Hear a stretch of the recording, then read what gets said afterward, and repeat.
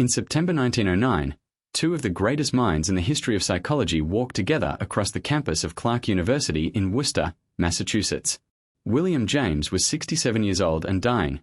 A heart condition that he knew would kill him within months made every step an effort. Sigmund Freud was 53, at the height of his powers, about to deliver the lectures that would introduce psychoanalysis to America. They spent time together during Freud's visit, and afterward each man recorded his impressions of the other.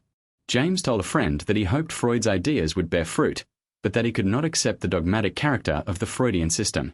Freud remembered James stopping during their walk, handing Freud his bag, and asking him to walk ahead. James had an attack of angina pectoris and wanted to manage it without Freud seeing his discomfort. Freud was struck by James's courage. "I hope," he wrote later, "that I shall face death as straightforwardly as he did."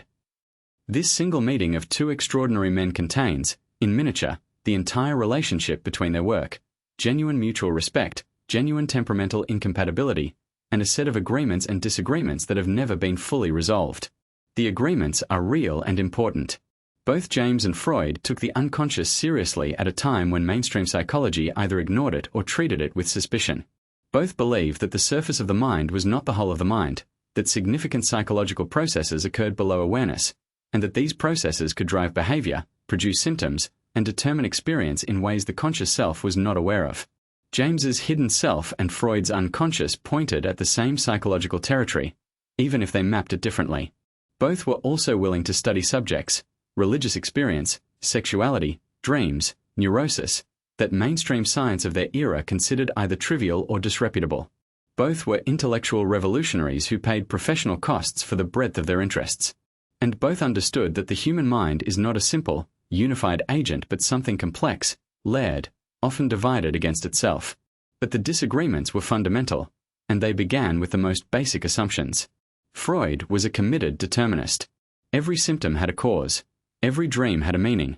Every slip of the tongue was determined by unconscious processes that could, in principle, be fully traced. The psyche was a hydraulic system, libidinal energy, dammed here, forced to flow there, generating the characteristic distortions of neurotic life. The system was closed, mechanistic, and ultimately pessimistic. Civilization required the suppression of instinctual life, and the suppression was the source of universal human misery. James found this picture both too narrow and too deterministic. His indeterminism meant that he believed genuine alternatives existed in the universe, that the future was genuinely open, and that human will and choice were real rather than illusory. Freud's determinism left no room for genuine agency, and James thought this was both philosophically unwarranted and psychologically false to experience. On the specific claim that sexual instinct was the master motive of human psychology, James was deeply skeptical. He did not doubt that sexuality was important. He doubted that it was uniquely important in the way Freud claimed. James's own psychology was pluralistic. He saw multiple, irreducible human motivations and thought that reducing all of them to one master drive, however cleverly devised, was exactly the kind of intellectual oversimplification that his pragmatism had been designed to resist. It satisfied the sentiment of rationality. It felt wonderfully unified, while sacrificing fidelity to the actual complexity of human life. Freud, for his part, was made uneasy by James's openness to religious and spiritual experience. In his own work, Freud analyzed religion as illusion, a collective neurosis rooted in infantile wish fulfillment, the projection of a father figure onto the cosmos.